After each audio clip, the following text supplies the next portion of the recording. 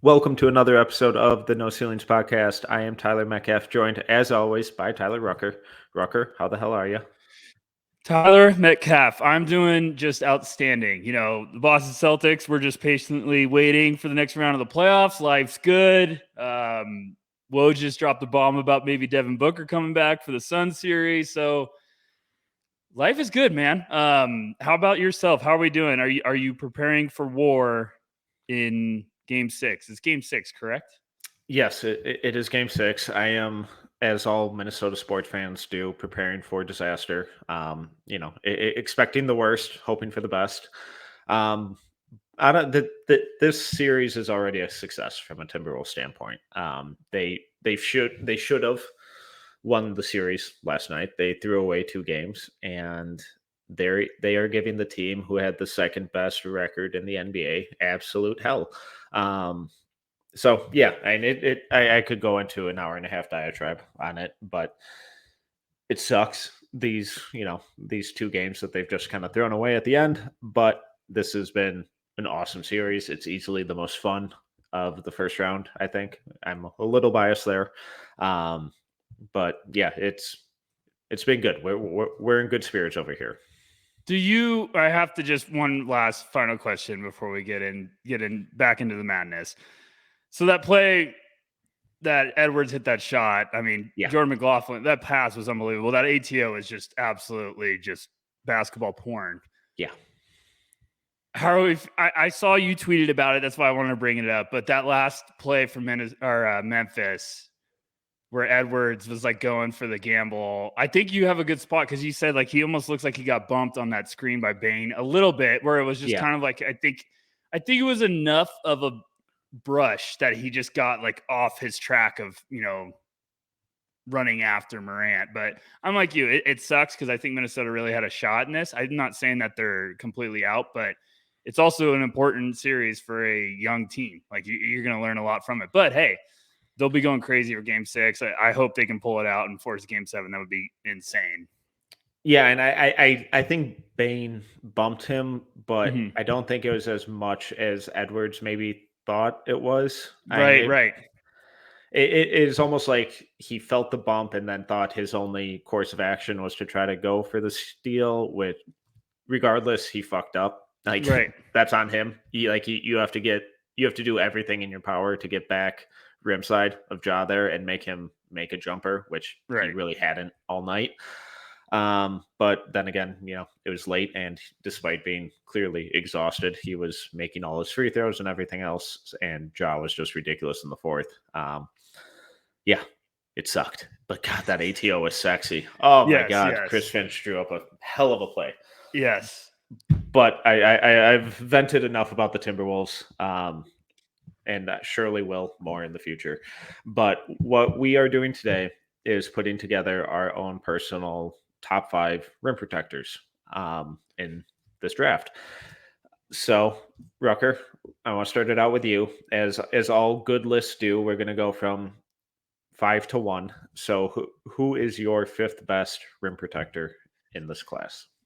Yeah, so for everyone listening, if you've been, on NoCeilingsNBA.com, shameless plug number 1. Oh man, not even 5 minutes in and I already had a plug. I'm getting dangerous with this stuff. But Metcalf, I joke and call him on social media. He's the mad scientist because he really nitpicks and like specifically breaks down like prospect skill areas, which it's been awesome. It's been so cool to read your stuff throughout the year because you learn a lot. And the way you're seeing the game is always just awesome. So Metcalf presented this idea with me and I was like, oh boy, I really have to go crazy mad scientist mode like Metcalf. But I wanted to kind of not like going into shot blocking. I think the first thought is, oh, it's got to be a center. And I kind of wanted to get away from that a little bit. So there's a guy that people might be expecting, but I'm going to go a little off track. I'm going to put Keegan Murray at number 5. Now, I know that's a little bit of a shocker for some people, but I really think I debated a couple guys here that I'm not going to spill them now. We'll probably mention a couple notable candidates, notable mentions later, but I just really think like Keegan's not this vicious shot blocking threat, but he really puts himself in position to alter shots and whether it's like weak side help or sliding over. I just keep thinking like Keegan's just getting really underrated in this process. I've seen some people just being like, I'm not really excited about Keegan Murray. I'm like, what's going on, guys? Like this dude can play. Like, it's what you said, Metcalf, in the beginning of the year, and I think it's still my favorite quote throughout this whole process. Like Keegan on offense is death by 1,000 cuts, and I think defensively he's just a smart guy that understands where to put himself. And I know we're talking about shot blocking, but I think he does a great job of altering shots at the rim, knowing where to be, making life difficult. Those are all important areas. So I'm going on a little bit of a limb. I'm going to put him fifth. And like I said, I'm getting a little outside the box here. Okay, so before the YouTube comments completely destroy you. I don't care. Bring them on, boys. Despite their usual kindness. So when we talk about rim protection, it's more than just shot blocking. It's shot deterrence. It's verticality. It's well-timed rotations. It's not just the raw shot blocking numbers, because Keegan Murray doesn't have great raw shot blocking numbers. They're solid for a wing or power forward or however you want to classify him, but as a traditional rim protector, no. So when you're talking about how much you love Murray's or are encouraged by Murray's rim protection, is that from just his off-ball rotations and how he's just constantly executing and kind of deterring and getting in the way at the rim? Yeah, I think you're spot on right there. Like everyone's hearing this and they're like, Keegan Murray's not a rim protector, but it's like, yes, because he alters people's shots. I mean, he was averaging north of 2 blocks a game for the majority of the season. I think he finished up with 1.9. So bummer. I guess he didn't get to that 2.0 mark, but still, like, the guy is a chess player on both sides of the ball. And defensively, he's really getting slept on because I think he does a great job of reading what the offense is trying to do. And he's great at rotating. He's great at getting straight up and altering shots, making life difficult. Just because he's not blocking, every single attempt that goes up, he's making life difficult. So if you're driving the lane, Keegan Murray's going to be there with his hands straight up. If you're trying to post him up, he's going straight up, being smart. Like the awareness, the IQ on the defensive side of the ball is what really keeps impressing me. And I've been a Keegan Murray supporter the whole year. I've watched more film on him than anyone because I'm going to be considered crazy in the draft community. But it's like I've watched this guy and he keeps making so many impressive plays on both sides of the ball. And that's why I was like, defensively, there's a couple guys I could have put at number 5, but I think Keegan's just one of those slept on guys that, hey, maybe I'm giving him a little bit more attention, but I would feel comfortable getting Keegan Murray in that top 5 list. Yeah, but that ability to make those rotations and get in the way, it's so important because with the different like pick and roll coverages the teams implement and throw out, having that low man rotation and that weak side rotation and that ability to wall up is crucial. And when you can't do that effectively, you end up fouling, or if your rotations are a step late, you're fouling. And then we end up with these playoff games where we have 40, 50, 60 free throws in a game and guys are fouling out left and right. So, and Keegan Murray's raw shot blocking numbers for a 6'7" power forward, he was 4th in the Big Ten in total blocks and 4th in the Big Ten in blocks per game. It's not bad. Right. But that ability to be in the right place at the right time, every time, is really important and it's something that a lot of teams don't have. So I'm fascinated that you put Murray at 5. I didn't even have him in my honorable mentions. Shame on me. I know. Yeah, that's because you're an idiot and you don't. And everyone needs to drink some coffee and wake up. No, I'm kidding, Metcalf. I love you. I would prefer if we pivoted back to a few minutes ago when you were constantly praising me. That felt a little better, but I earned that. All right, so my number 5, a little similar to yours. Again, shameless plug. I wrote about him last Friday. EJ Liddell.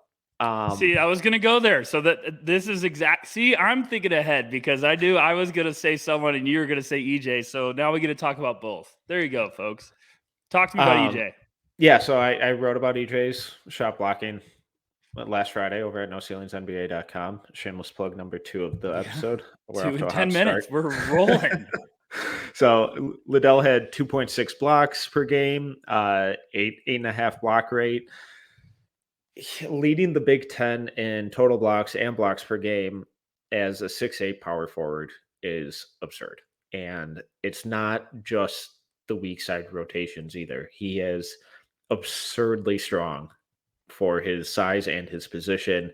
When you see guys move or try, emphasis on try to move him in the post, they can't. He walls up really well. He's got incredible timing. He doesn't bite on fakes. He's really composed. He's under control all the time. My favorite clip that I used in that piece last week was where he was defending Paulo, and Paulo did his typical jab series and then drove baseline and spun back to the middle of the lane and did a hesitation, which gets 99% of players off their feet. And Liddell stood firm, and Paulo immediately shot after that, and EJ met him at the apex of his shots. The fact that he was able to move his feet, absorb, the back down, absorb the contact, not bite on the fake, and then still meet guys at the apex of their jumper. Just the timing, the craft, the instincts, all of it. It's just so impressive, and I think a legitimate tool that he'll carry over to the NBA.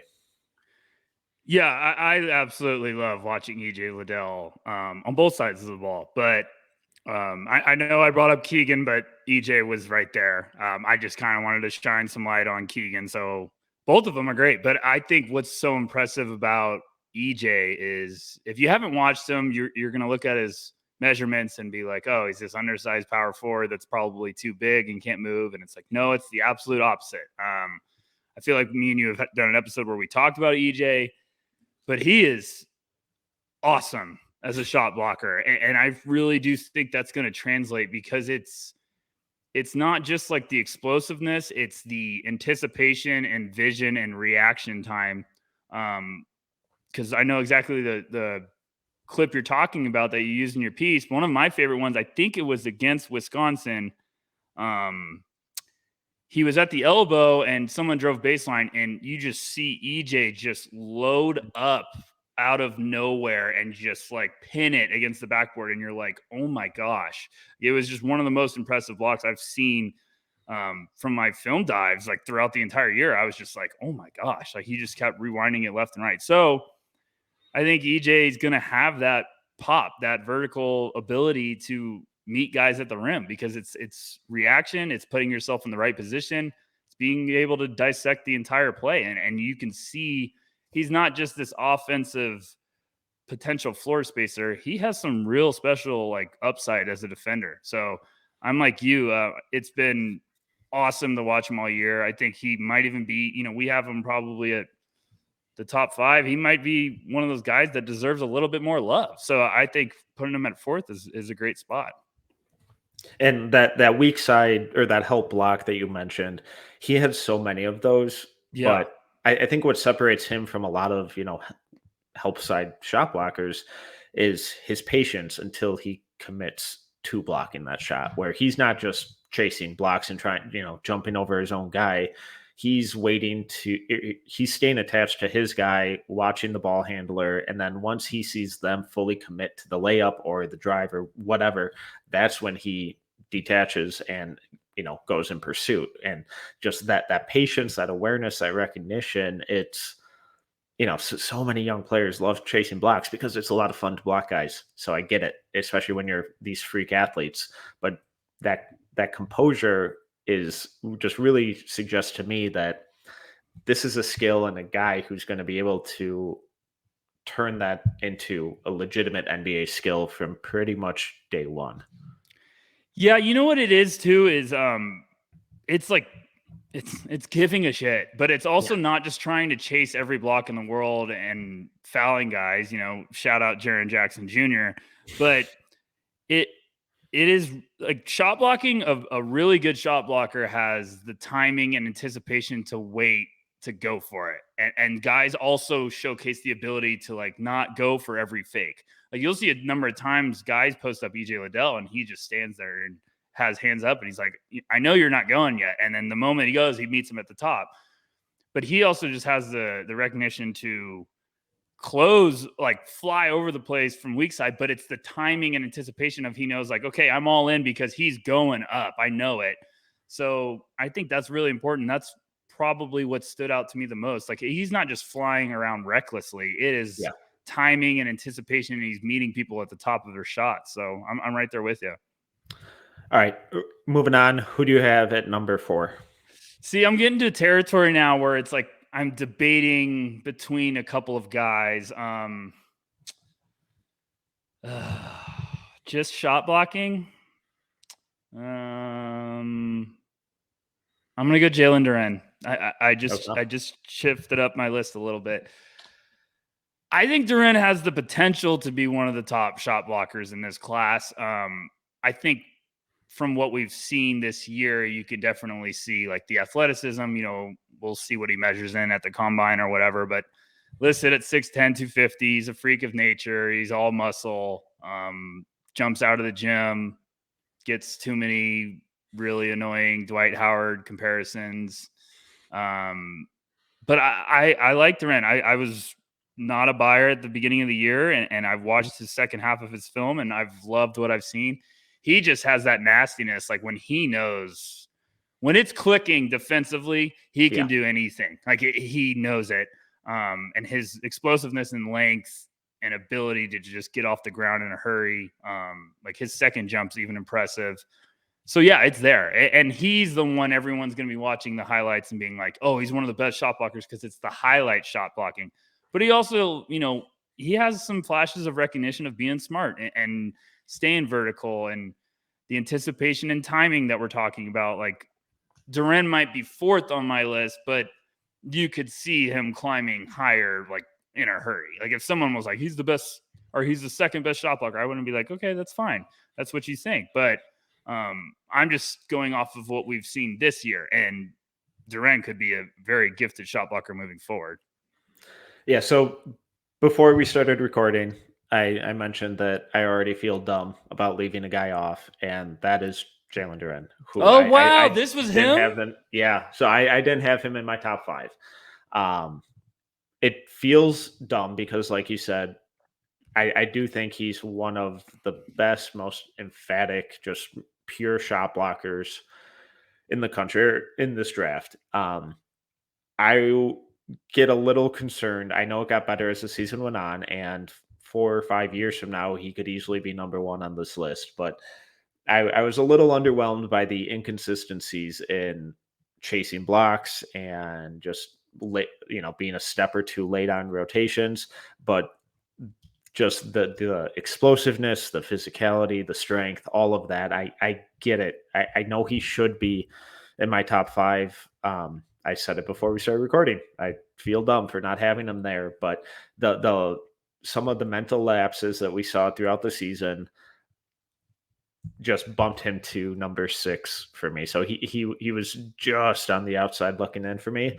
But again, the improvements he showed as the year progressed were really important and really encouraging. And I do think he will be a special player and a special rim protector. But from what we saw for the entire season, just fell short for me. But I'm going to back you up because I think me and you went into this year, you know, me and Metcalf have talked about this before. Like me and you always are very cautious with bigs, especially like Duren's prototype, where it's the athletic freak, doesn't really have the outside shot yet, but he's a force around the basket. And me and you are always hesitant. But as the year went on, and especially now when I'm doing my insane deep dive of everyone, which is just aging me horribly, but you know, yearly tradition, I think there's more intrigue with this center, and shot blocking class like that we're talking about. Like there's more rim protectors than we're probably realized in the beginning of the year. There's some serious intrigue with a lot of guys. I know we're going to mention a couple honorable mentions later. Like there's definitely some guys. There's even some serious sleepers that have been rim protecting like assets this year. So I'm going to give you the credit, benefit of the doubt because, at Duren, I know exactly what you're talking about because beginning of the year, it was like he would be a little bit of a ghost and then have this humongous block and you're like, yep. Oh, there it is. And you're back on the seat. And then you're like, oh, okay, I have to wait again. That's 5 minutes. And yeah, but oh, there it is. Yeah, it's the same thing. But the second half of the year, he was a completely different player because the engine was just running on another gear the whole time. And it was awesome. I loved it. That's where I was like, okay, I'm buying back into Jalen Duren now. But I get what you're saying. And it's, everyone on YouTube's going to destroy you for it. But hey, guys, I had Keegan, come bring the heat. You had Jalen Duren, give Tyler the heat, Well, hopefully they wore out their Twitter fingers after your absurd Keegan take. But everyone, I recognize what Keegan take? That he's a top 5 rim protector. He is. Come on, guys. It's more than just the blocks that go into the 8th row. I'm teasing. No, so I get that Jalen Duren should be in this top 5 probably. The shot blocking is absurd. I just wanted to see a little more consistency and composure, kind of like where we get from Liddell, where he's not biting on these fakes. It's you can't just get him in the air, or he's not missing rotations. Duren, yes. Also, I know that Duren should be in high school this year. I get that. He's young. He's improving. This isn't an indictment on him as a player. He's going to be fine. Just as the season as a whole, had him at 6. But my number 4, I'm going with your guy, Christian Coloco. 2.8 blocks per game, 10.3 block rate. I thought he was one of the best defensive centers in the country this year, and the way he played drop coverage and protected the rim with incredible consistency, his length, his timing, the athleticism, the second jump, I thought it was all really impressive and just really helped. I think his consistent rim protection really helped make him, one of the breakout stars that he became. I got a confession. Why do you hate Arizona basketball? No, I got a confession. I fucked up, guys. Everyone listening, I'm sorry. Coloco would have been in my top 5. Completely spaced. So, See, that's what happens when you try to cut up Justin Lewis, Bryce McGowan's film in one day for YouTube, is you fuck up and you make mistakes. Coloco, but I'm going to own this. This one's on me. I'm going to give the Tebow speech one day. I'll never try harder than I'm about to. Like, this is a wake-up call. But I'm right there with you. I loved Coloco. I absolutely love him. I think the strides he took each year to this year, like he was a gifted defensive presence. And I do still believe there's a shot he could end up going in the first round because someone's going to believe it. Like there is a very good basketball player that still has a number of levels waiting to be unlocked. Now, I know everyone's going to look at him and be like, oh, he's a junior, but I think Coloco's still figuring out how good he can be. And if you go watch him his freshman year to now, oh my gosh, like the steps forward he took is remarkable. And you saw it in the tournament. He was just a force defensively. He's super lengthy. Looks like he's going to have a really good frame to keep putting weight, like good muscle on. But his awareness and the timing and anticipation as a shot blocker has really stood out to me. I think he just does a great job of using his hands, staying active. And that is another part of like being a disruptive force around the basket. His hands are always up. Like he's always keeping them up, just straight up. He doesn't try to go block everything in the world. And you've seen that patience, that discipline as a shot blocker has developed over the years. So that was a good one, Metcalf. I wish I had him in my top 5 now, because now I feel like an idiot. As you should. Yeah, but I still, I will do everything in my power to push the Keegan Murray needle forward. I don't care. I'm in a dangerous world. How much is he paying you? It's not enough. Oh gosh, the agent, we have a great deal. We have a great cut. How do you think I'm fun and no ceiling? No, Okay, so with Coloco, I know with these kind of springy rim running, rim protecting centers, the comp that everyone always goes to is Capella. I know you hate comps. I hate comps too. But as an Arizona local, who in the NBA does Coloco remind you the most of? Is it Capella, or is that just kind of the easy lazy comp to go to?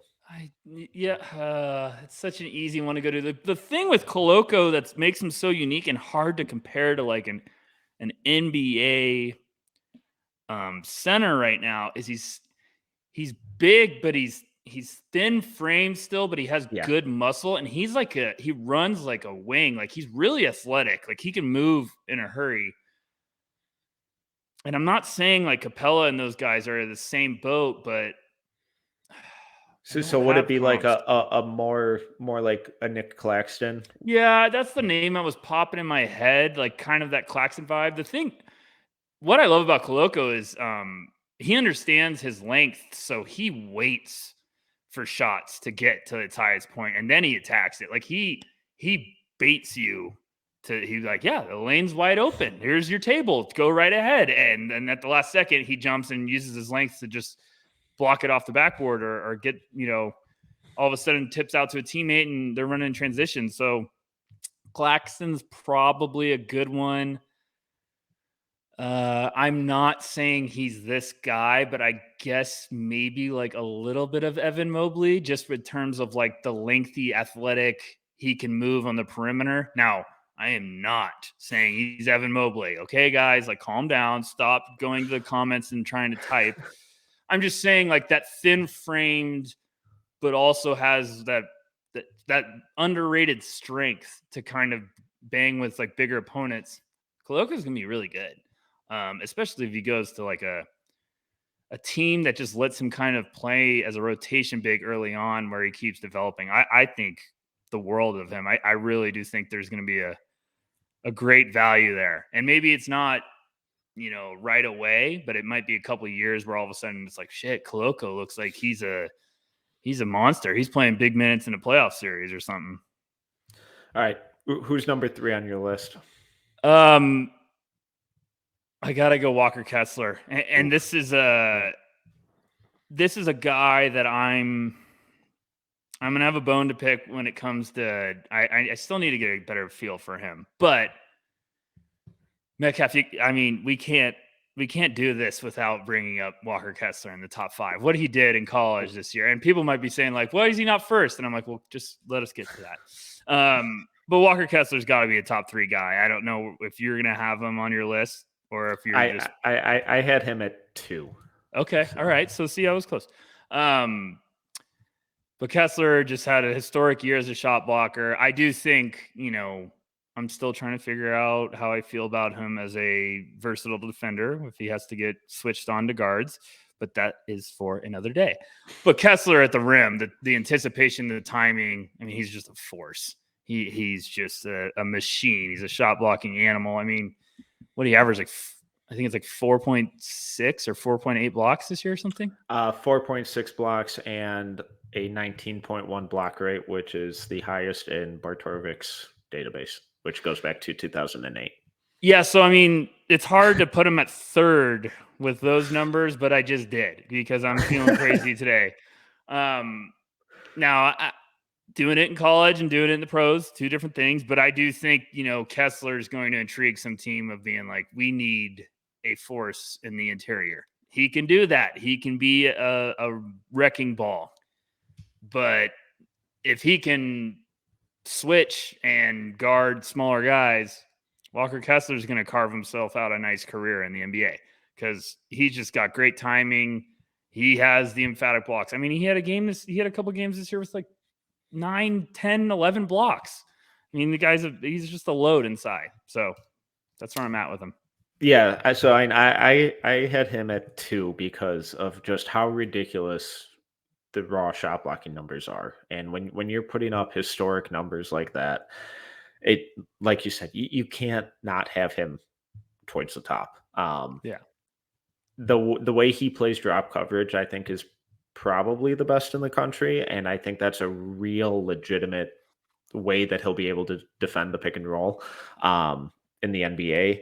What I'm a little more concerned about with him is, and this isn't directly paired to his rim protection, but it factors in, and it's how mobile is he? And I think he's really heavy footed. I don't think he moves exceptionally well. It's good enough in the drop coverage, but when he's getting pulled out to the perimeter and needing to collapse and make rotations or recover on guys, that's where I think he struggles. And against, a lot quicker and a lot more, or against quicker opponents and more diverse and intricate offenses, I think he could struggle some. I think he will still be a good shot blocker. I think he'll be a really good drop coverage center in the pick and roll. And the shot blocking, the tape, all of that backs that up. It's the other areas where I just get a little hesitant on, okay, how good is he coming from the weak side? How good is he, flipping his hips and recovering to, to cut off this back cut? But the shot blocking, the pure shot blocking that he showed this year, it was historic. The feet are the only thing preventing me from buying in on Walker Kessler, and it's a really important thing. It's a really important detail that I can't buy, and that's why you just said you're speaking my language, Metcalf, because me and you talk about like hands and feet are the first two things you got to look at when you're evaluating a big. And his feet seem like they're got center blocks, and that's the only thing stopping me because I'm the same boat. I'm like, if he's switching on to a point guard in the NBA, is he going to be able to move his hips and contain with him? Now, some guys blow by him at college, and he's got the size and length and anticipation to make up for that. But doing that at the next level is going to be a different story when there's additional spacing and more room to drive. And I don't know. So that's just the only thing. And I got a whiteboard here with like 15 guys, and he's in the middle of it. Of those are my next guys to watch. So I'm excited to watch him. But from what I saw this year with the shallow dive of film that I've done, I've been impressed with his shot blocking for sure. So that's why I think he's got to be on this list. But all right, well, I'm assuming we have the same top three. So I just gave my two. Let's just go down your list. Who do you have at number two? I've got our boy Mark Williams. I had him at 3. So wait, I wanted to do, because I had a feeling you had him at 3. I wanted to actually kind of tie in the Walker Kessler Mark Williams thing, because I think this is a good point. A little curveball here, but you think Kessler might be the best drop coverage? Because I thought Mark wowed me with some of his drop coverage, like, and you could tell me I'm wrong, but I was like, oh my gosh, like, because I just finished doing his deep dive, and I was drooling over him before, and then I watched him the whole entire year and watched everything, and I was like, oh my gosh, I love Mark Williams so much. So wow, that's an eye-opening statement from you. I would have thought, Mark Williams would have been the best, because Mark Williams that dude is a force.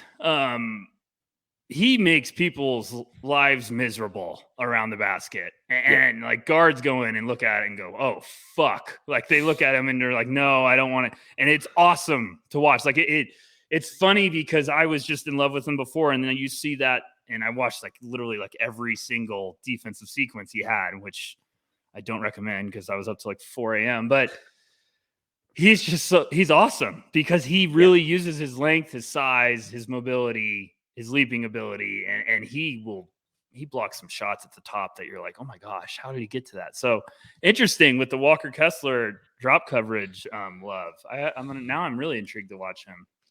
Yeah, so it's been a while, but shameless plug number 3 of the night. Earlier this season, I wrote about Mark Williams' pick and roll defense, and fire over at NoCeilingsNBA.com. Make sure to go check it out. Subscribe for free.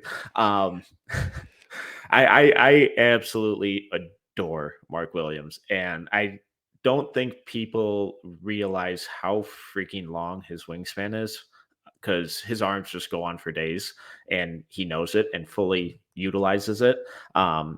But as just a pure rim protector, I think the historic shot blocking numbers that Kessler put up just put him, a notch up on Williams for me in this specific ranking. When we're talking about overall defense, I love Mark Williams as a drop coverage big, but I think he's way more versatile in the types of pick and roll coverages that you can throw at opponents. And I think overall he's a significantly better defender. I love his feet. I've seen a lot on Twitter of people, or a lot of people on Twitter being like, this guy moves horribly, which makes zero sense to me because where have don't I know. missed this? I'm not even gonna tell you because you'll go look it out and just get mad about it.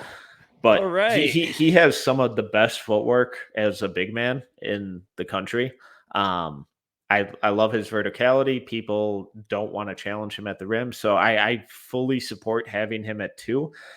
It was just if Kessler didn't put up historic shot blocking numbers this year, I would have had them flipped and in the same order as you. Yeah, I guess I'm not just. I know we're doing shot blocking, but I guess I'm trying to project them also moving forward, and I still think like Mark could have more success. Agreed. Moving forward, just because he has that. I can't process someone saying he's got bad footwork. I didn't get it. It was one of those, I saw it and I moved on because I enjoy nice things.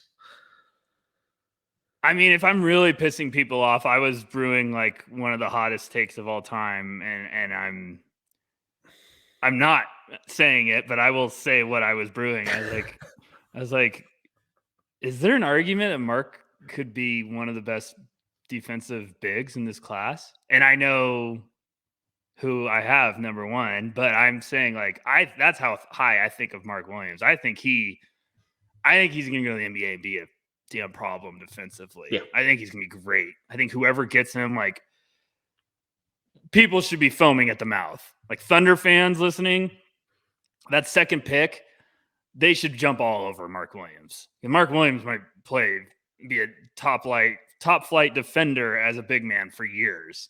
I just think the world of him. I think there's also just great flashes on both sides of the ball. So I don't want to make this a Mark Williams, episode, but I just love him. Yeah, he's the best. I absolutely adore him. I think he's a lottery guy, hands down. It just feels like people are trying to find things to hate about him, which I don't get. But it's the time of the year. Everyone's got to be negative. We got to find something to get pissed about, and just fucking appreciate what they can do. And gosh, I'm sorry. I'm sorry, everyone. All right. Well, now that I've gotten you appropriately riled up, let's move into your number 1, who I'm assuming is also my number 1. And if it's not, we're gonna have serious issues. I'll let you guess. Chet? Yeah. Yeah, thank you. God. If it wasn't, I was gonna actually flip Zach the table. Oh man. If you said Zach Edey, I'd break my screen, probably take a month hiatus from podcasting. So talk to me about Chet. Speaking of Zach Edey, I watched Bryce McGowan's film today, and Bryce McGowan's on one drive made him look just like, where the fuck did that guy go? And I was laughing hysterically in my apartment. Yeah, I got Chet at 1. I've had Chet number 1 on my big board all year. Same. Sorry for the Paulo fan club guy out there. And I finally did my deep dive on him to basically get to a point, because I did Jabari, I did Paulo, and Paulo, I'm very, very in on Paulo again, but that's another story. But then I did Chet to kind of compare the 3, and Chet was a very easy yes. I think defensively, this guy, it's not just the shot blocking, folks. Like everyone listening, it is not just the shot blocking. And I've gone and seen Chet in person. If you're a first-time listener or you haven't been listening since the beginning of the year, I went and saw Chet. I went into Vegas and saw him live in person. I was sitting close. And what he does away from the ball is unreal. I mean, his awareness, he is literally a chess player. And he is 2 moves ahead of what the offense wants to do. It's the timing. It's the welcoming people to try to overbully him and then blocking it. He blocks shots to start fast breaks, which is so unbelievable. Like, he has directional blocks on purpose where he's like blocking it and seeing that his teammates on the left wing, and he's like block, and it's literally a 2-on-1 breakaway. And it's not just like, oh, he did it a couple times. He does it all the fucking time. So it's guys go up and try to go on the other side, and he switches hands midair to block it on the other side of the rim. He stays with plays. He stays straight up. You know, I could go on forever about Chet. And I don't want everyone that's like I love Jabari. I love Paulo when we're talking about the top 3, but Chet's defensive tools are special. I've even talked to someone in the scouting world that I really, really trust. And he's told me since the beginning of the year, he said he's more defensively advanced than Evan Mobley was coming out of college. And he's like, it's not close too. So there's your selling point if you need the Evan Mobley or the Chet Holmgren sales pitch. Like, I was like, oh, okay, that'll really get my attention. So go ahead, Metcalf. Yeah, and I think Chet is the best rim protector to come out of college since Anthony Davis. Yeah, I mean, and I don't mean that as a slight on Evan Mobley. I think Evan Mobley's a more versatile defender. I think he's an extraordinary defender. But what Chet does in the paint and at the rim is otherworldly. And the raw shot blocking numbers aren't going to knock your socks off, but 3.7 blocks per game, 12.6 block rate. Those are awesome numbers. And they're lower because people just stop challenging him at the rim. Yes, I know bigger opponents can move him some. He doesn't care. It doesn't really affect how he defends. And he welcomes contact. He's a tough motherfucker and uses his length to guide ball handlers where he wants them to go. He dictates what they do, not the other way around, where it'll look like he's a step behind, but he's exactly where he wants to be because he knows that he has the length and the agility to catch up and deter the shot.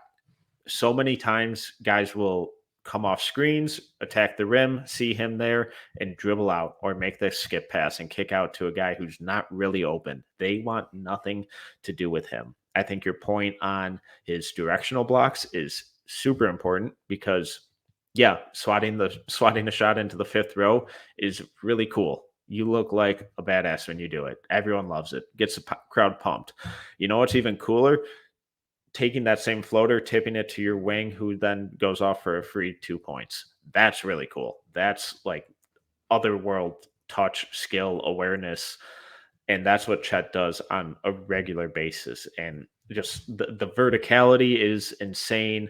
The way that his patience when he's in midair, he doesn't swipe recklessly at shots. When guys go into his body and they're securing the ball, he stays vertical, waits for them to bring it out to shoot or to go for a layup, and then he locates it and smothers it. It's just an absurd level of rim protection with deterrence, verticality, ball location, touch, awareness, just all of it. It's insane. And the fact that he's a freshman doing this, I don't care that he's skinny, people. Like, I do not care.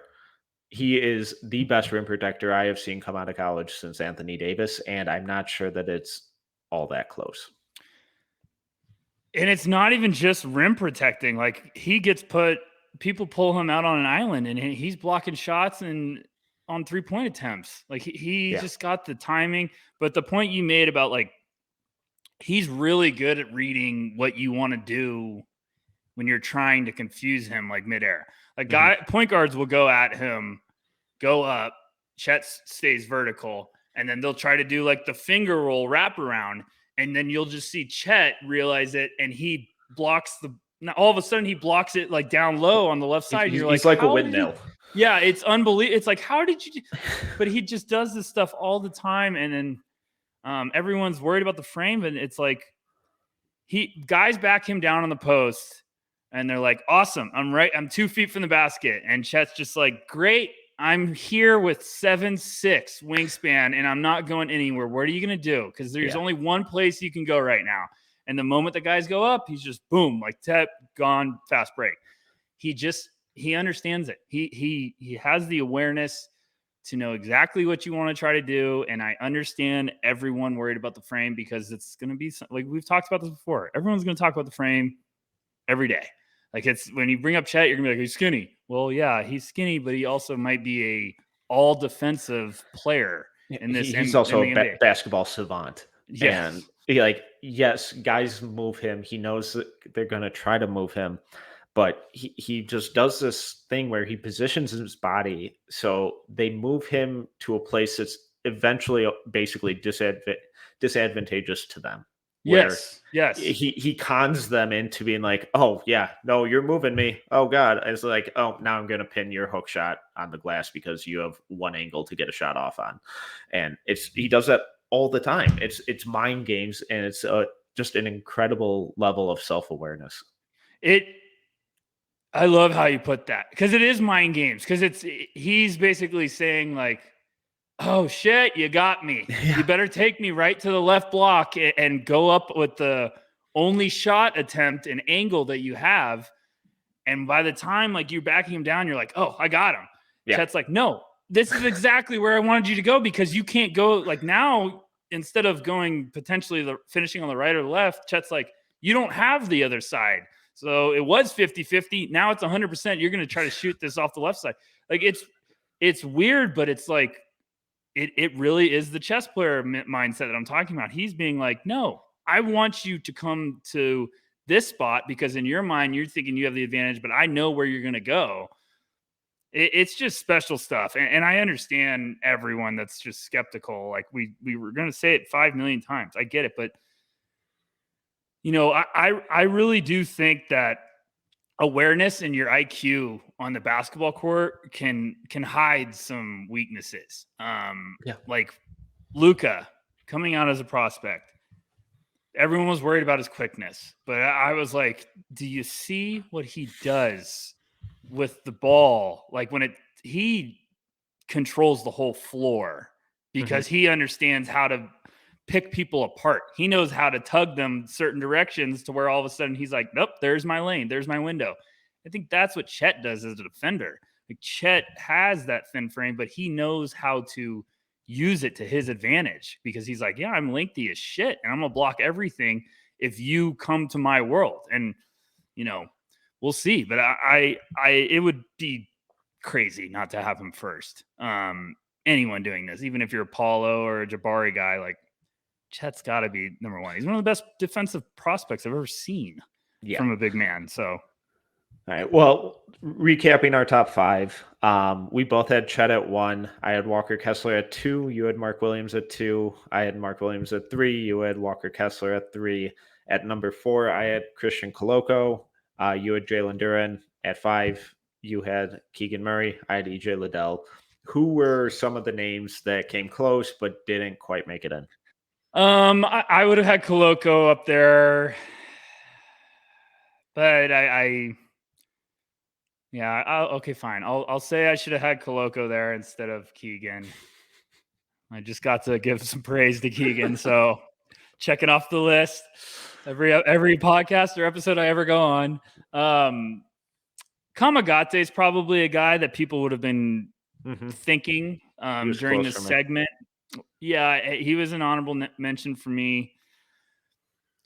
I like Kamagate a lot. I've been a fan of his since the beginning of the year when I did a foreign relations piece at NoCeilingsNBA.com. I'm back. There we go. Another plug. Meeting the quota. Yeah, and I really like him. He plays with his hair on fire. He's really feisty. He's energetic. I just think there's still a lot of steps left to be considered with some of the guys in the top of this list. His off-ball awareness is like, it just comes and goes. Like, I think he has some times where it's like the load-up power. Like, sometimes he's like all in to block a shot. Sometimes he looks and he just reacts late, and he's like, fuck. And it's like, do I want that from a shot blocker? So it's just one of those things where he's also this late bloomer. Or he's still figuring out the game, and one of those guys that kept making strides throughout the year. So when I do his deep dive again, I might come back on this and be like, shit, I love Kamagate at the end of the year. What about you? I got a couple dark horses, but let me brew on them. So who else did you have? Yeah. So I had Kamagate, like you said, just he kind of gets lost in space a little too much for my liking. But like the actual shot blocking itself is really impressive, really good athlete. So maybe long term he's a late bloomer. Long term he gets there, but just didn't quite make it for me. I had your boy Trace Jackson Davis. I had him close. I love that. He is springy as all hell. Yes. I think as kind of like a small ball 5 or like a weak side rim protector, I think he could provide some value. And then I'm going to go real deep cut. Ike Obiagu. Steal mine? Who did you have? Ike Obiagu from Seton Hall. I love this guy. He looks like a mountain troll. I mean that as an endearment, a term of endearment. One of my favorite plays of the entire season is one of their Seton Hall's earlier games, and the opposing guard came off a screen or a DHO or something like that, and is attacking full force downhill, and sees Obiagu standing there and throws on the brakes and immediately peels out. I just adore him. He is a mountain of a man, and probably not an NBA guy, but God, just one of those guys that one of those weirdos that you fall in love with. No, I love to give some love to the guys that are just the real deep ones, or the crazy ones, because you never know with some guys. Some guys maybe they don't get drafted, and maybe they go to Europe and all of a sudden come over and are really damn good players. I was trying to make sure that he declared. I have a real crazy dark horse one. But I want to give some love to some serious sleepers. Orlando Robinson kind of intrigued me throughout the year. I think someone on our team might have a piece on him soon at noceilingsnba.com. I heard that's free. Yeah, it's free. That's the word on the streets with the cool kids. Yeah, I like Robinson. He's playing at Fresno State, big body, 7 foot, got some good size, but he just had some plays throughout the year when I watched him that I was like, okay, there's some tools there. Like, it was just one of those guys that I could see either he gets drafted real late or maybe a G League guy that really turns it up down there and all of a sudden is like, oh, you got a 2-way and he's sticking on a roster. So I liked Orlando Robinson. That was one of my sleepers.